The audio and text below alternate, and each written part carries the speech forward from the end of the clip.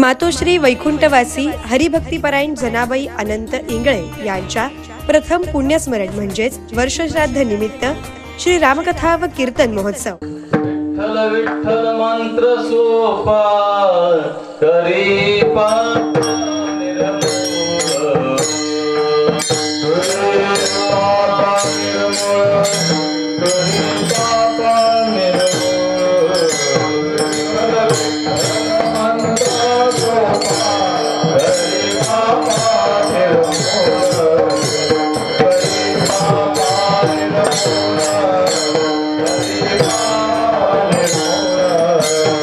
सिद्धेश्वराच्या या पावन भूमीमध्ये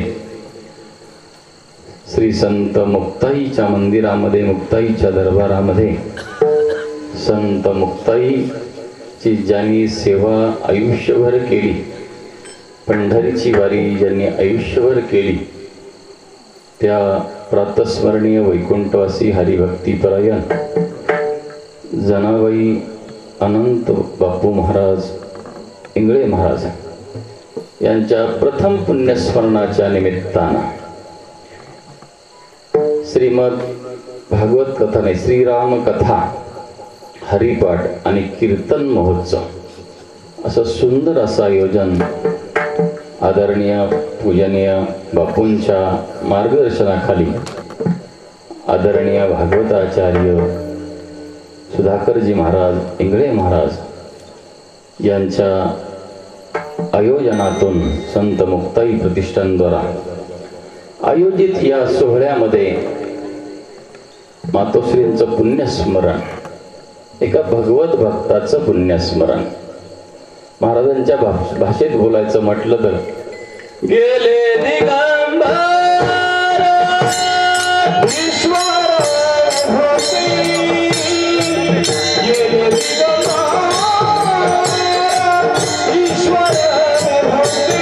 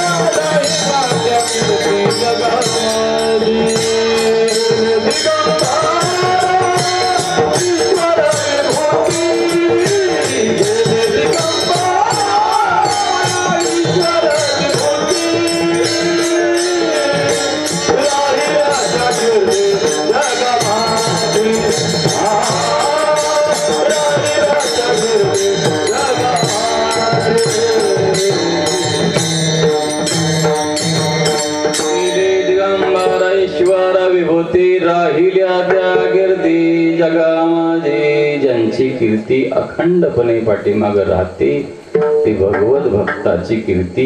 आणि अशा या मातोश्रींची कीर्ती वर्णन करावं तेवढं थोडं आहे। त्यांनी भजन याला प्राधान्य दिलं, परमार्थ याला प्राधान्य दिलं। आयुष्यामध्ये प्रारब्धानुसार संसार करत भगवंताची प्राप्ती, परमार्थ कसा करावा हे खऱ्या अर्थाने स्वतः जागून जगून शिकवलं। शेवटपर्यंत वारीकडं कसं वर्ष झाला हे आतापर्यंत वर्ष कसं गेलं हे कळलं नाही। कारण गेल्या वर्षी याच दिवशी म्हणजे ज्या दिवशी त्या गेल्या त्याच्या आदल्याच दिवशी म्हणजे मी भेटण्यासाठी आलो. आल्यानंतर माझीच विचारपूस केली त्यांनी. म्हणजे आयुष्यभर जे केलं ते शेवटी सुद्धा येतं, शेवटच्या वेळेला सुद्धा ते घडतं. म्हणजे माझी जेवणाची विचारपूस केली, जेवण करून जा म्हणून आग्रह केला. आणि वारी संजू काकांनी मोबाईलवर दाखवली त्यांना व्हिडिओ कॉल करून सुद्धा. म्हणजे इच्छा, पांडुरंगाच्या वारीची इच्छा अंतिम पर्यंत ती इच्छा त्यांची होती. ही भगवत भक्ताची इच्छा असते. कारण आयुष्यभर ज्यांनी परमार्थ भजन केलं, आयुष्यभर बापूंच्या पाठीमागे उभ्या राहिल्या, जिथं जिथं भजन असेल त्या त्या ठिकाणी बापूंच्या सोबत भजनासाठी जाणं, सर्वांना बरोबर घेऊन जाणं, वारीसाठी जाणं, सर्वांच्या भोजनाची काळजी करणं, कार्यक्रमाची काळजी करणं, वेळेवर कार्यक्रम कसे होतील याच्यासाठी ज्यांनी दक्षता आयुष्यभर घेतली, अशा भगवत भक्ताचं पुण्यस्मरण आहे.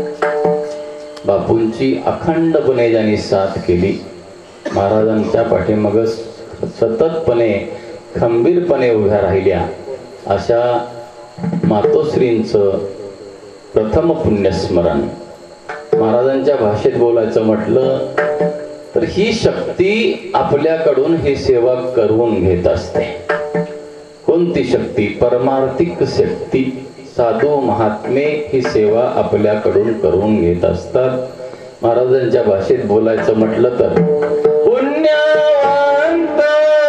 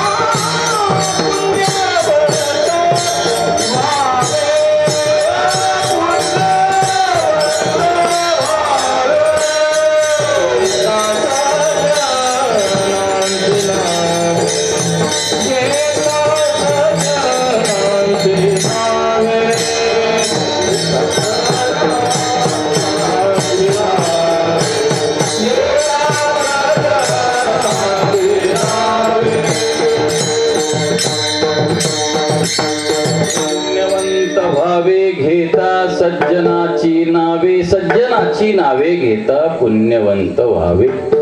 सज्जन कुणाला म्हणायचं? कुणाचं नाव घेतल्यानंतर पुण्य प्राप्त होतं. ज्यांचं नाव सज्जन आहे त्यांना सज्जन म्हणायचं का ज्यांचे गल्लीपासून दिल्लीपर्यंत डिजिटल लागले त्यांना सज्जन म्हणायचं? महाराज तुकोबाराय सज्जनाची व्याख्या सांगतात. कृपाळू सज्जन तुम्ही संत जन, हेची कृपादान तुमचे माझ आठवण तुम्ही द्यावी पांडुरंग, किंवा माझी सांगा का कुलती. किंवा आणखीन एका ठिकाणी सज्जनाची व्याख्या महाराज बोलतात. ते माझे सोयरे सज्जन सांगते, पाय आठविते विठोबाचे, विठोबाचे पाय आठवतात ते सोयरे आणि ते सज्जन. अशा भगवत भक्ताचं पुण्यस्मरण साजरं केल्यानं पुण्य प्राप्त करून घेता येतं. या निमित्तानं सेवा करणं, या निमित्तानं कथा ऐकणं, या निमित्तानं कीर्तन ऐकणं, या निमित्तानं अन्नदान करणं, या निमित्तानं भगवत भजन करणं, हरिपाठ करणं पुण्य प्राप्त करून घेणं आहे.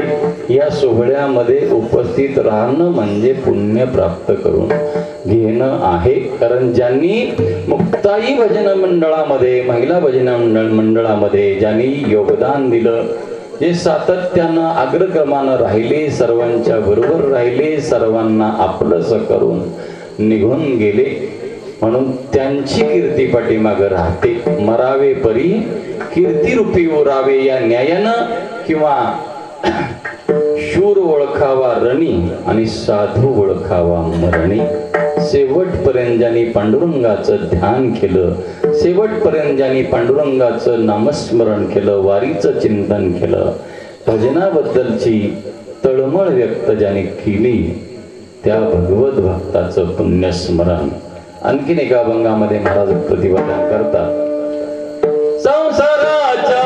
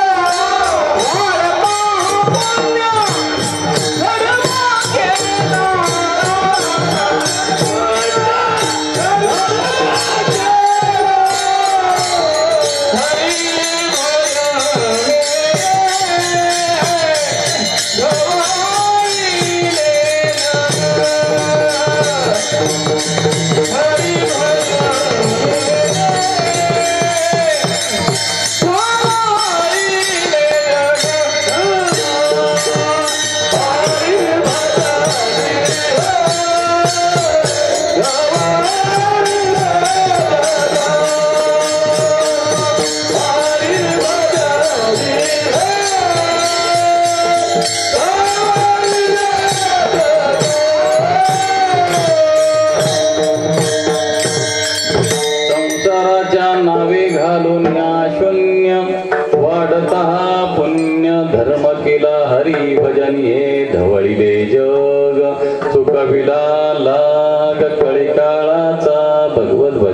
माध्यमातून जग ढवळून काढलं, सर्वांच्या पर्यंत जाऊन पोहोचल्या अशा त्या मातोश्रींचं प्रथम पुण्यस्मरण आणि त्या निमित्तानं आयोजित या सोहळ्यामध्ये माझ्या वाटीला आलेली पहिल्या दिवसाची कीर्तन रूपी सेवा.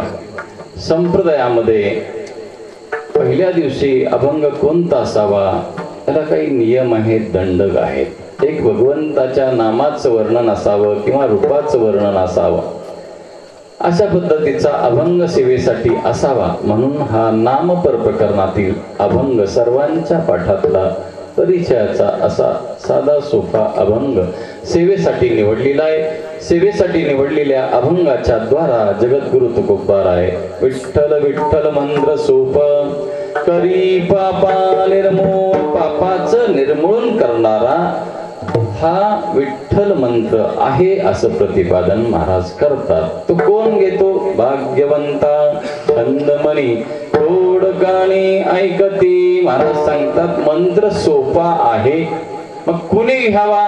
महाराज म्हणतात कुणीही घेता येतो, कुठलीही अट घातलेली नाही.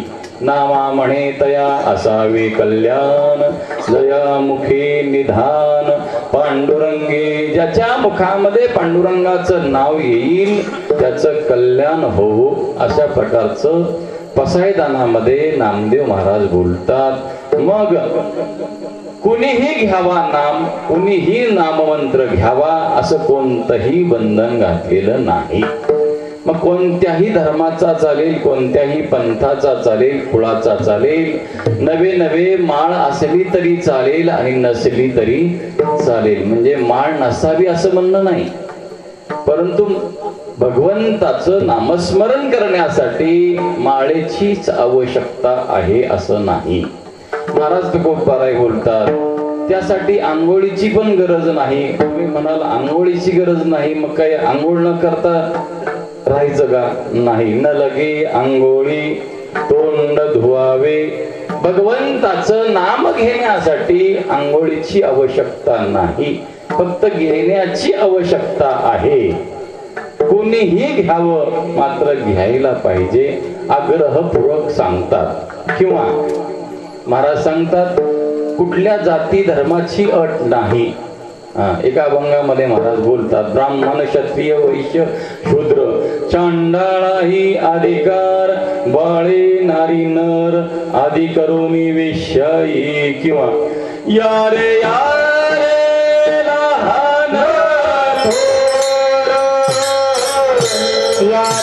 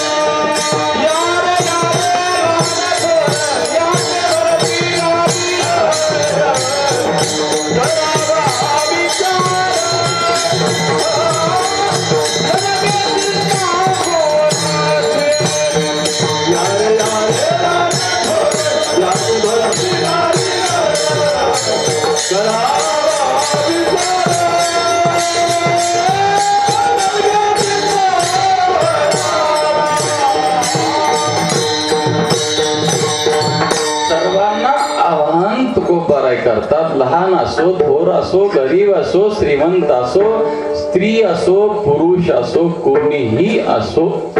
महाराज सांगतात सकळाची येथे आहे अधिकार, कलियुगी उद्धार हरीच्या नामे. हरीच्या नामानं उद्धार होतो. ते नाम घेण्याकरता कोणीही असो, महाराज सांगतात भगवंताचं नाम घेऊ शकतो. आणखीन बोलायचं म्हटलं तर कसंही घेऊ शकतो. कसंही म्हणजे एखादा म्हणे झोपून चालेल का? झोपूनही चालेल, पण कीर्तनात नाही. म्हणजे तुम्ही म्हणाल झोपायला सांगितलंय, झोपायला कीर्तनात नाही. निजले अनेक गाता उभा नारायण बैसता कीर्तन करिता डोले. दिवसभर कामधंदा केला आणि आपण घरी गेलो, जेवण केलं आणि अंग टाकत टाकत विठोबाचं नामस्मरण केलं तरी सुद्धा चालतं. आणखीन बोलायचं म्हटलं तर स्वरामध्ये आलं तर जरूर गा, आणि एखाद्याला स्वरात नाही जमलं तरी सुद्धा महाराज म्हणतात नाही तुझं जरी मधुर उत्तरे विधला सुस्वर नाही देवे नाही तया विन भुकेला विठ्ठल येईल तैसा बोल रामकृष्ण. तुला जसं येतंय तसं म्हण, म्हणल्याशिवाय राहू नको असा अट्टहास असा आग्रह सकल संतांनी केलेला आहे. हाकारोनी सांगे तुका नाम घेता राहू नका, नाम घेता वाया गेला ऐसा कोणी ऐकिला सांगा विनवितो तुम्हासी संत महंत सिद्ध ऋषी नामे तरला नाही कोण ऐसा द्यावा निवडून. तुकोबाराय सांगतात कोण तरला नाही असं सांगा. आव्हानात्मक भाषा महाराज तुकोबाराय करतात, खात्रीपूर्वक सांगतात. तरले तरती हा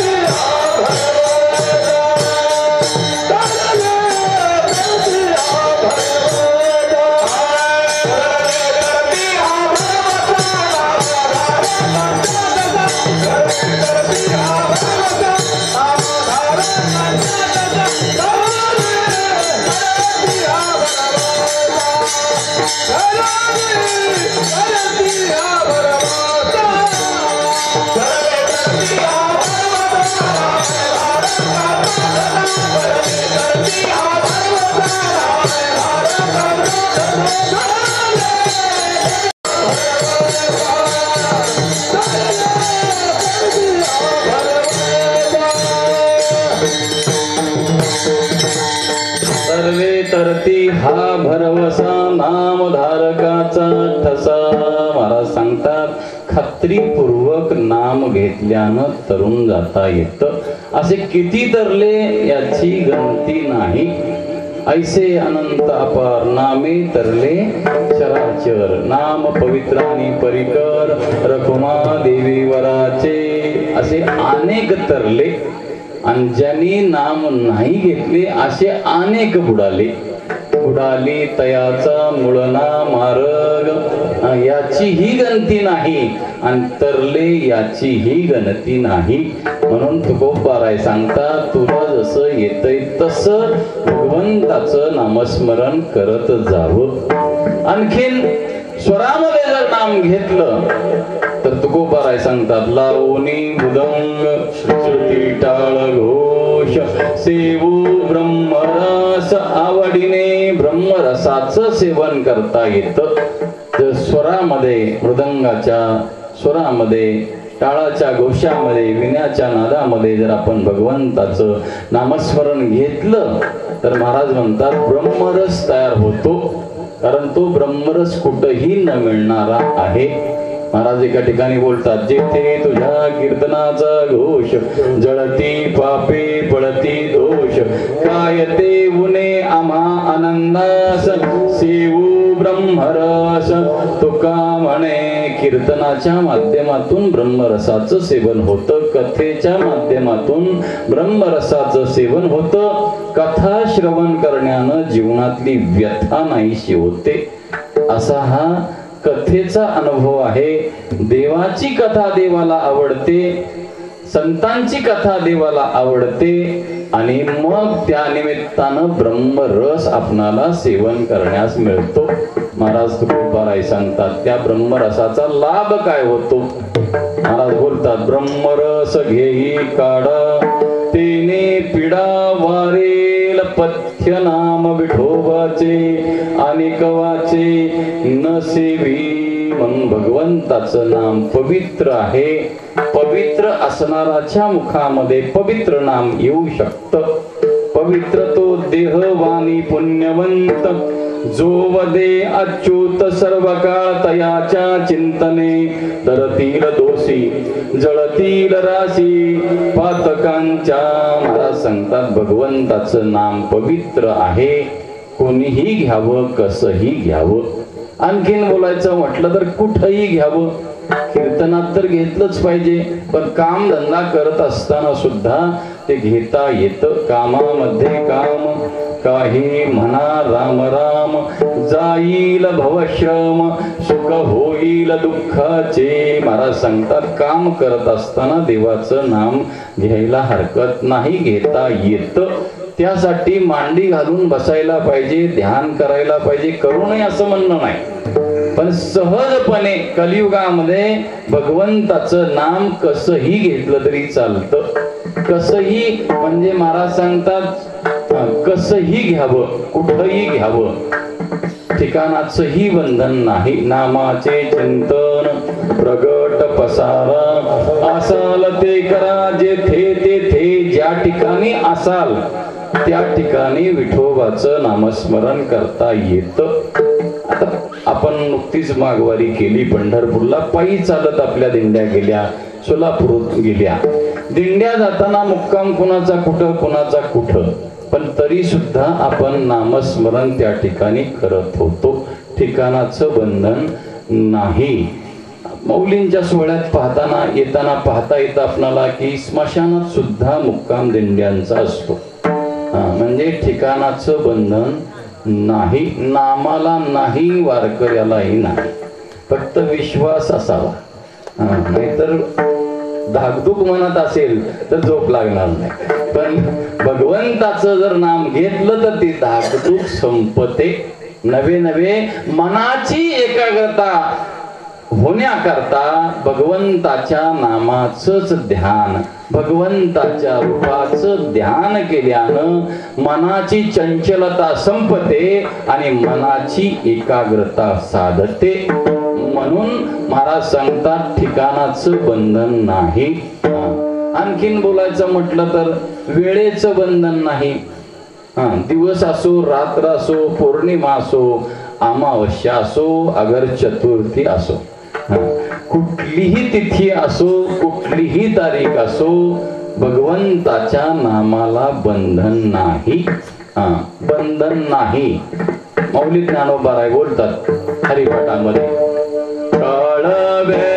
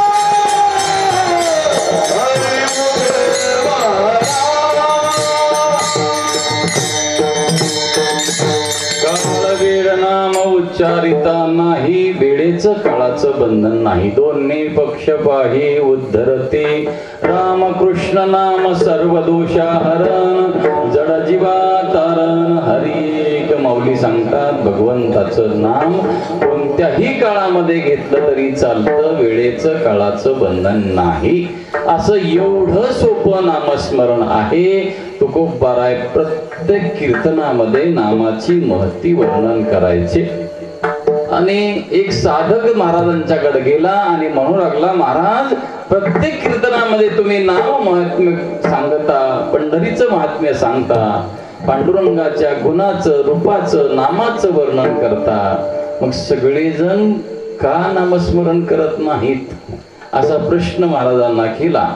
महाराजांनी दिलेलं उत्तर मार्मिक आहे. महाराज म्हणू लागले, जो पुण्यवान आहे त्याच्याच मुखाला नाम येऊ शकतं, आणि जो पुण्यवान नाही त्याच्या मुखाला नाम येऊ शकत नाही. मग कीर्तनात बसलेला असला तरी, पंढरीत राहत असला तरी, पंढरीला आला तरी, पंढरीला येण्यासाठी पुण्य लागतं, कीर्तनात बसण्यासाठी पुण्य लागतं, पण कीर्तनात नाम घेण्यासाठी सुद्धा पुण्यच लागतं.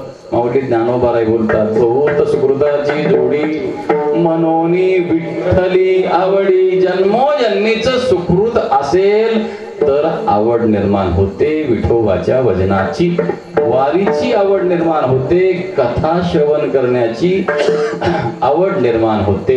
म्हणजे एक म्हण आहे गावठी भागामध्ये, ग्रामीण भागामध्ये, असेल आवड तर होईल सवड. म्हणजे आवड असल्याशिवाय, आणि आवड निर्माण होण्यासाठी पुण्यच लागतं. तुकोबाराय बोलतात, तिळ तिळ पुण्य साचा पडे, तरी हे बहुता जन्मी जोडे, नाम तुझे वाचेसी आतुडे, समागम घडे संतांचा. तीळ तीळ पुण्य साचावं लागतं, तेव्हा ही संगत घडते. सत्संगाला येता येतं, नामस्मरण मुखाला येऊ शकतं. महाराज बोलतात आणखीन एका अभंगामध्ये, नामदेव महाराज बोलतात, जन्मोजन्मी आम्ही बहुपुण्य केले, तेव्हा या विठ्ठले कृपा केली. जन्मोजन्मीची पुण्याई असेल तरच विठोबाची कृपा होऊ शकते, आणि विठोबाची कृपा असेल तरच मुखामध्ये नाम येऊ शकतं. विठ्ठल विठ्ठल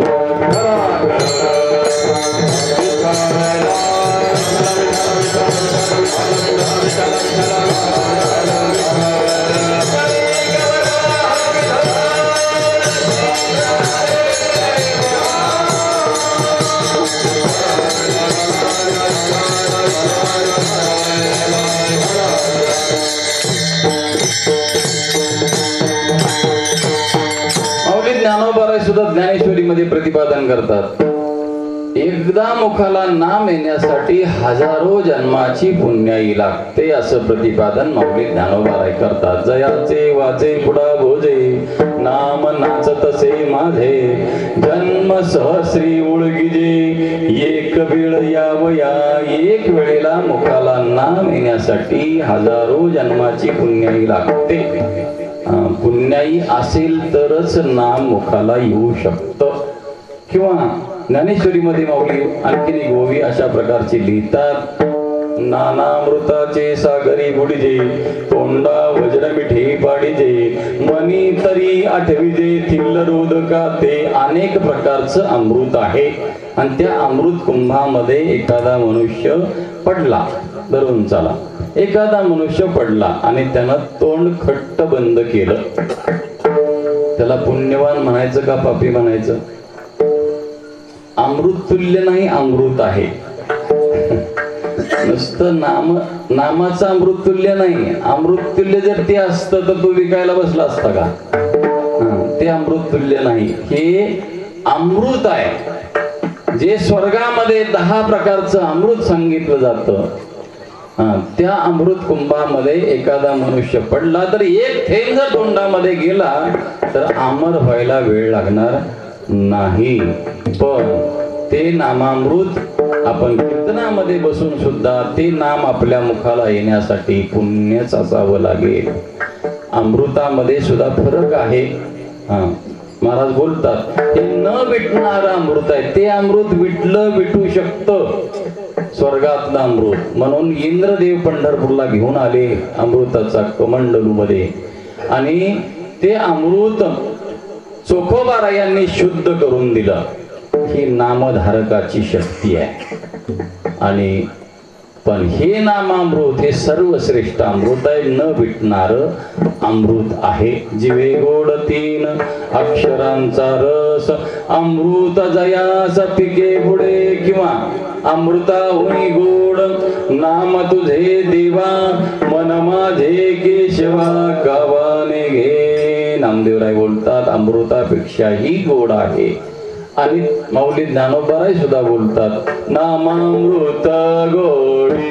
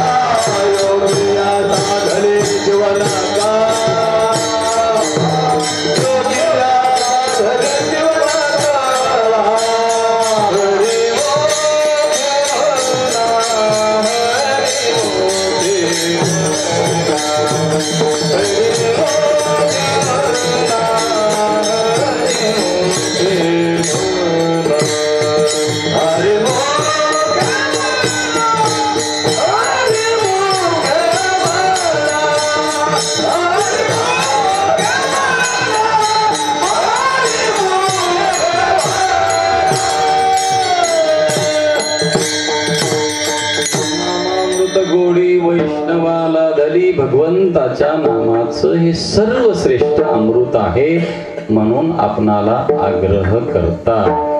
आणि ते नामामृत मुखाला येण्यासाठी जन्मोजन्मेची पुण्याई लागते. आणि पुण्याई असेल तरच येऊ शकतं. तुम्ही म्हणाल कसं काय? बघा पुण्याई असल्याशिवाय अधिकार प्राप्त होत नाही आणि अधिकार असल्याशिवाय भगवंताचं नाम मुखाला येत नाही. कारण अधिकाराशिवाय काही गोष्टी घडू शकत नाही. नामचिंतन घेण्यासाठी सुद्धा पुण्याई लागते, अधिकार प्राप्त असावं लागतो. महाराज सांगतात सहजासहजी नाम मुखाला येऊ शकत नाही. पण तुम्ही म्हणाल कळेल कसं आम्हाला? कीर्तनामध्ये बसून आम्ही पुण्यवान आहोत का पापी आहोत? दोन मुद्दे आपण पुढे मांडण्याचा प्रयत्न करतो. सहजपणे आपल्या मुखाला नाम आलं की ओळखावं आपलं पुण्य आहे, म्हणून आपल्या मुखाला नाम आलं. टाळी वाजवावी वाटणं म्हणजे पुण्याचं लक्षण, नाम घ्यावं वाटणं पुण्याचं लक्षण. आणखीन अनंत जन्माचे तप एक नाम, अनंत जन्मामध्ये तप असेल तर नाम येतं. आता ज्याच्या मुखाला नाम येत नाही त्याच्याबद्दलही माऊली ज्ञानोबा हरिपाठामध्ये बोलतात. नामासे विन्मुख तो नर पापिया, पापिया म्हटलेला आहे. म्हणजे जो विन्मुख राहतो तो पापिया ओळखावा. म्हणजे माऊली ज्ञानोबा सांगतात नाम मुखाला येण्यासाठी पुण्यच असावं लागतं. म्हणून ते नाम सोपं आहे, घ्या असा आग्रह करतात. घेतल्यानं होतं काय? महाराज म्हणतात पाप जळतं आणि पुण्य मिळतं, दुःख जळतं, दुःख जातं आणि सुख होतं. जळतील पापे जन्मांतरे जळतील पापे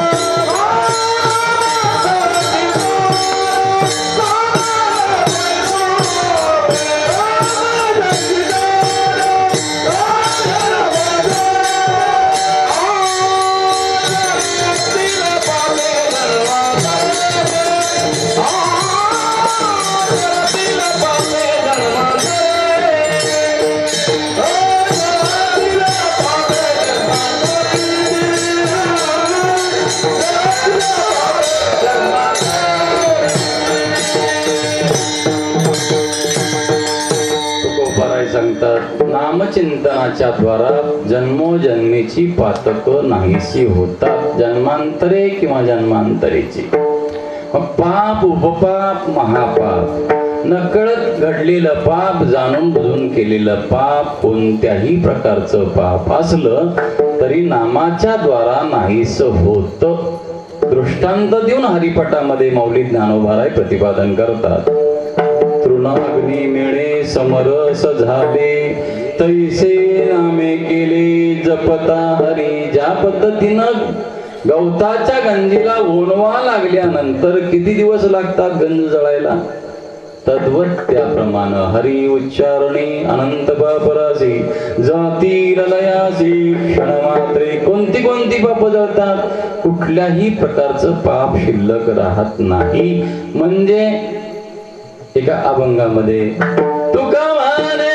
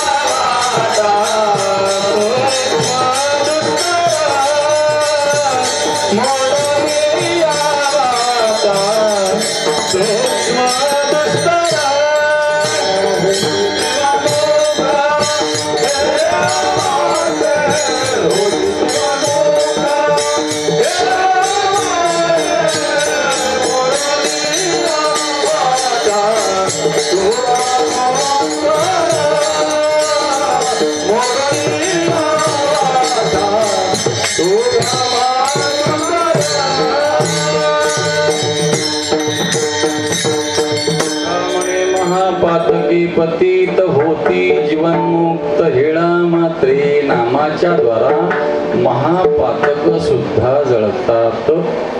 माऊलींनी हरिपाठामध्ये एका अभंगामध्ये माऊली ज्ञानोबारांनी महापाप्याची 2 नावं सांगितलेली आहेत. वाट पाड्या कोळीको नामस्मरे वाल्मिको नामे उद्धरिले तिन्ही लोको आपणा सहित निवाला.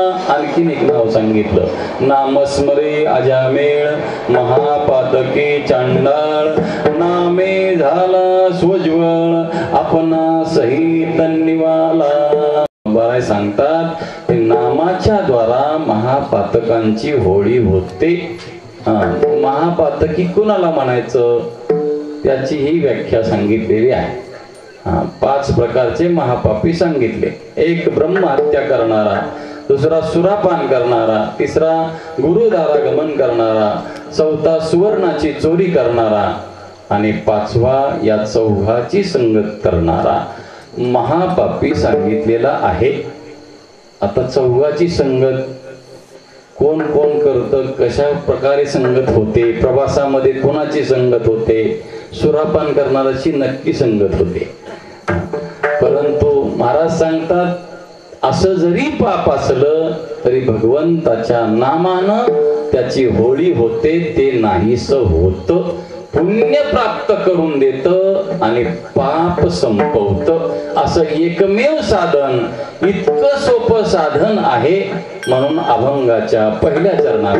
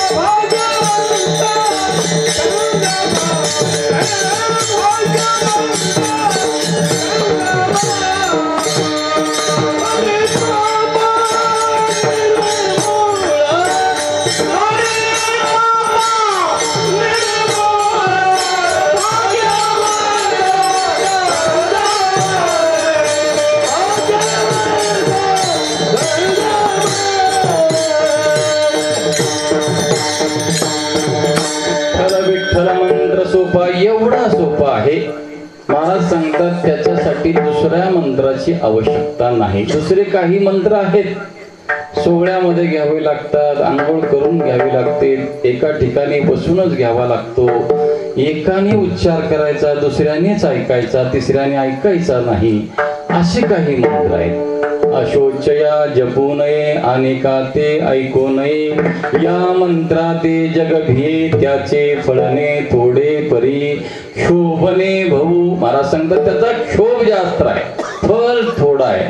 पण आमचा हा मंत्र आहे. तुका म्हणे जपा मंत्र अक्षरी सोपा, सर्व साधनाचे सार भव सिंधू उतरी पार. क्रता त्रेता आणि द्वापार या तिन्ही युगामध्ये भगवंताच्या प्राप्तीची साधनं अनेक प्रकारची होती, पण कलियुगामध्ये सर्व साधनांचं सार महाराजांनी आपणाला सांगितलेलं आहे. कलियुगामध्ये करावे कीर्तन, तेने नारायण देईल भेटे. कीर्तन म्हणजे कोणतं सांगणं, हेच कीर्तन आहे का? 3 प्रकारचं कीर्तन सांगितलं जातं. एक भगवंताच्या नाम घेणं हे नामसंकीर्तन आहे. भगवंताच्या गुणाचं वर्णन करणं हे गुणसंकीर्तन आहे. आणि काल्याच्या माध्यमातून भगवंताच्या लीला वर्णन करणं हे लीला संकीर्तन आहे. महाराज सांगतात हे कलियुगामध्ये उत्तम प्रतीचं साधन आहे.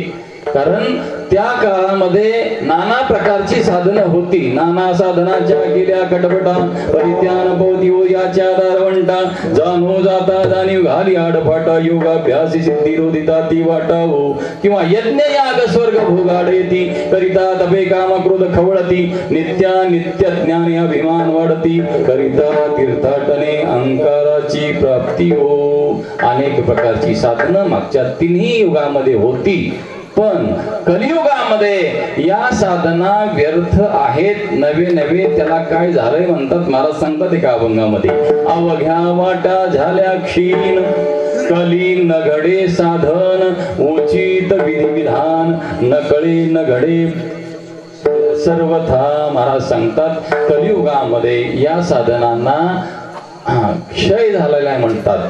आणि नामचिंतन रूपी साधना ही सर्वश्रेष्ठ साधना, देवत्व प्राप्त करून देणारी साधना, इतकी सोपी साधना. स्वल्प वाटे चला जाऊ, वाचे गाऊ, विठ्ठल तुम्हे आम्हे खेळी मेळी, गदारोळी आनंदे, किंवा तुका म्हणे सोपी केली पायवार.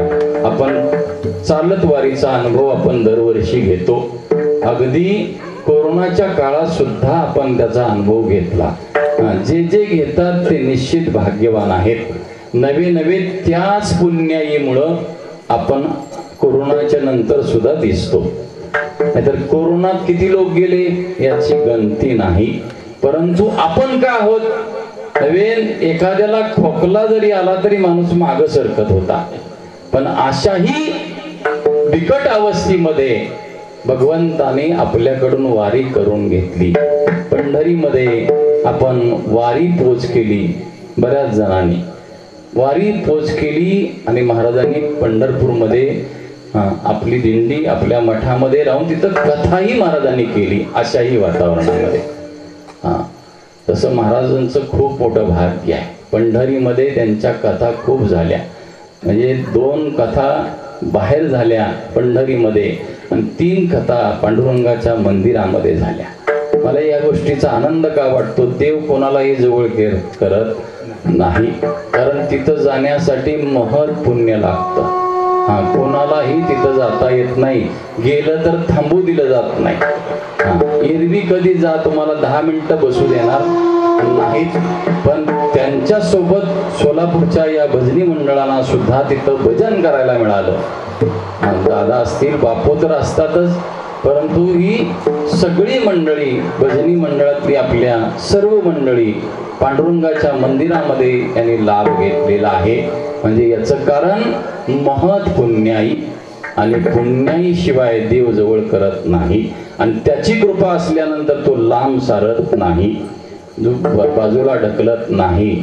म्हणून खूप मोठं भाग्य आहे तुमचं आमचं की महाराजांसारखी कथा, कथेमध्ये विषय सोडून कधीही दुसरं कधी ऐकायला भेटत नाही. आज विषय नवीन आहे, आम्ही सुद्धा ऐकला. रामकथा महाराज पहिल्यांदाच सांगतायत, परंतु ही तेच करू शकतील, कारण महाराजांच्याकडे तेवढी क्षमता आहे. कथा, रामकथा अतिशय सुंदर चालू आहे.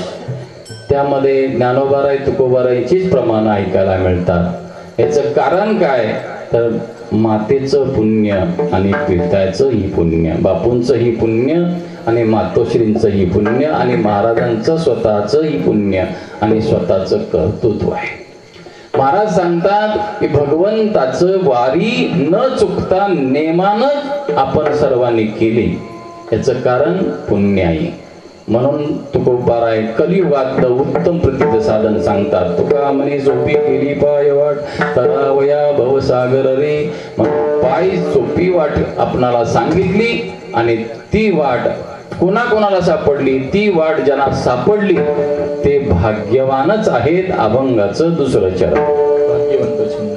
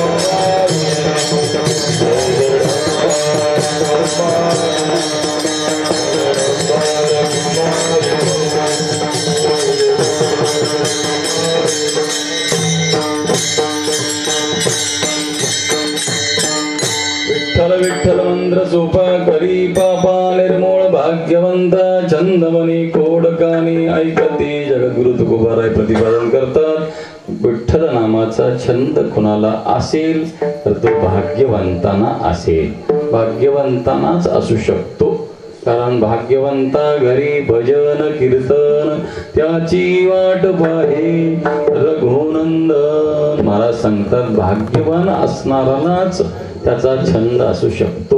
कारण एका अभंगामध्ये महाराज बोलतात भाग्यवंतांना हरिदासांना छंद जर भजनाचा कीर्तनाचा छंद सोडून, वारीचा छंद सोडून, हरिनामाचा छंद सोडून जर दुसरा कुठला छंद असेल तर म्हणतात आमच्या हरिदासांना तो निंद्य आहे.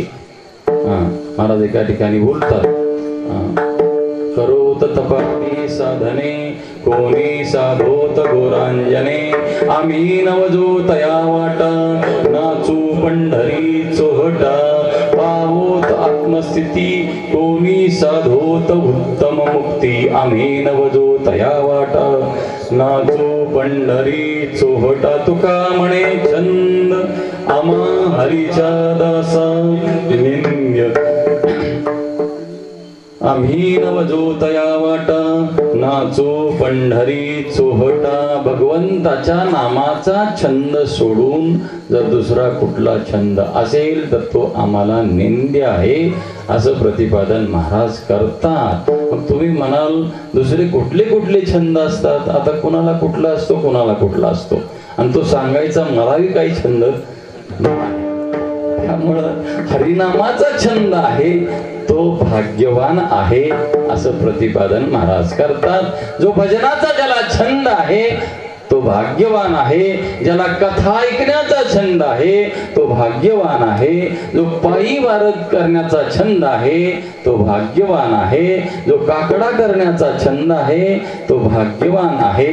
महाराज सांगतात हे हरिभक्ताची व्याख्या, हरिभक्तांना असलेला छंद महाराज बोलतात. भाग्यवंता छंद म्हणे कोडकाणी ऐकती, ऐकायला सुद्धा भगवंताचे गुणगानच ऐकतात त्या छंदामध्ये. म्हणून महाराज सांगतात हे दैवत कसं आहे, सर्वांना सोपं आहे. अभंगाचं तिसरं चरण. विठ्ठल हे दैवत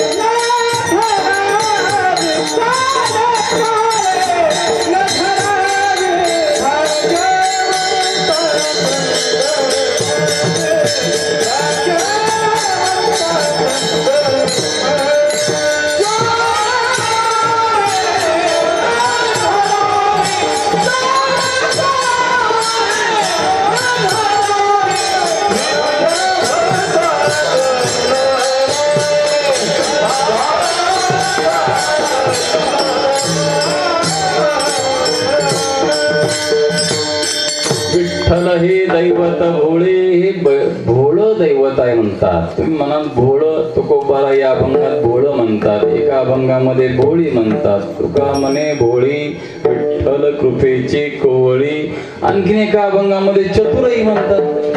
चतुरा तो शिरोमणी, गुणलावण्याची खाणी, मुकुट सकळा मणी, धन्य तुझी विठोबा. किंवा चतुर तरी चतुरा राव असंही म्हटलेलं आहे. एखादा मनुष्य असा असू शकतो. बघा कसा, आमच्या गावचे तलाठी.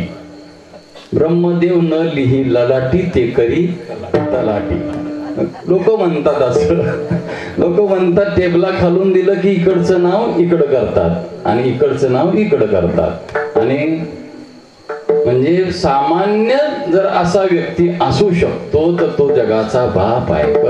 कर्तुम अन्यथा कर्तुम असणारा भगवान भक्तासाठी भोळा होतो आणि चतुरासाठी चतुर होतो. सुदाम देवासाठी भोळे झाले भगवान. सुवर्णाची नगरी दिली, मुठभर पोह्यासाठी गाव सुवर्णाचा दिला गा. भगवान हा भक्तासाठी भोळा. आणखीन चतुर कोणासाठी झाला बघा. ती मावशी होती. कोणती मावशी? धाराशिव जिल्ह्यातली होती का? ती मावशीचं काय नाव होती? पुतना मावशी. कुठल्या जिल्ह्यातली? तुमच्या जिल्ह्यात होती का? पुतना नावाची मावशी. ती मावशी देवाला दूध पाजायला आलती का विष पाजायला आलती? मारण्यासाठी आली होती. मग देव तिथं भोळे राहून चाललं असतं का? म्हणून भगवान तिथं चतुर झाले. विषही प्याले. विष प्राशन करताना भगवान महादेवाचं स्मरण केलं आणि विष प्राशन केलं. महादेवाला सांगितलं हा अनुभव तुम्हालाही, मला अनुभव नाही. म्हणून महादेवाचं स्मरण केलं आणि विष प्राशन केलं. दूधही प्याले आणि तिला मुक्तीही दिली. मुक्ती नाही, मुक्ती दिली. संकाधिकाचे निमाने सायुज्य सौरसू दिदला पुतने, जे विषाचे निस्तनपाने मारुवाली. भगवंतानं तिला मुक्ती दिली, सायुज्य मुक्ती दिली. विष पाजण्यासाठी आलेली असताना मग तुम्ही आम्ही भजन केल्यानं देव मुक्ती नाही, मुक्ती तर देतोच पण मुक्ती पण देतो का नाही? का देणार नाही? निर्विवाद देणार. महाराज सांगतात असं हे दैवत आहे, कुठल्याही लाभाची अपेक्षा करत नाही.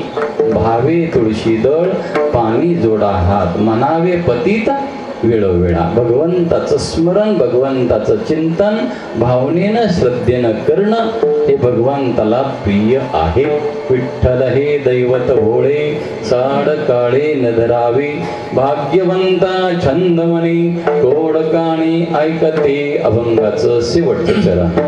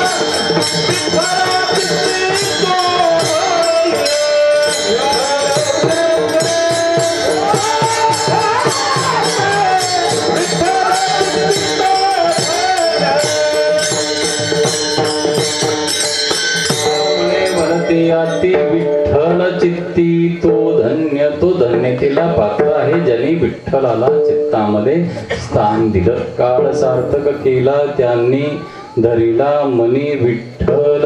महाराज सांगतात इतकं सोपं साधन आपल्याला सांगतात. चित्तामध्ये महाराज सांगतात देवाच्या नामाला धारण करा, भगवंताला चित्तामध्ये साठवा. तुका म्हणे वलते अति विठ्ठल चित्ती तो धन्य, भाग्यवंता छंद म्हणे खोडकानी ऐकती झालेली सेवा. भगवान पंढराच्या चरणी, ज्ञानोबाराय तुकोबारायांच्या चरणी, श्री गुरूंच्या चरणी, पूज्य श्री मातोश्री वैकुंठवासी हरिभक्तीपरायण जनाईंच्या चरणी समर्पित करून जशी भगवंतांनी करवून घेतली तशी सेवा त्यांच्या चरणी समर्पित, त्यांची प्रेरणा आपणाला कायम स्वरूपानं अभंगाच्या माध्यमातून, भजनाच्या माध्यमातून, कथेच्या माध्यमातून आपणाला कायमस्वरूपी राहणार आहे. त्या मातेच्या चरणी समर्पित करून सुंदर आयोजन केलं म्हणून मुक्ताई प्रतिष्ठानला मनापासून धन्यवाद देईल. कारण एक परिवारातला सदस्य या नात्यानं त्यांच्या चरणी समर्पित करून बापूही या वयामध्ये सुंदर अजून गातात, एवढं सुंदर गातात की स्वर अजून कधीही गेलेला ऐकला नाही. त्यांची तळमळ भजनाविषयीची आणि त्यांच्या सहवासामध्ये आपणाला राहायला मिळतं, हे तुमचं आमचं भाग्य आहे. बापूंनाही उदंड आयुष्य, उत्तम आरोग्य लाभो अशी पांडुरंगाच्या चरणी प्रार्थना करून सेवेला पूर्णविराम. ज्ञानेश्वर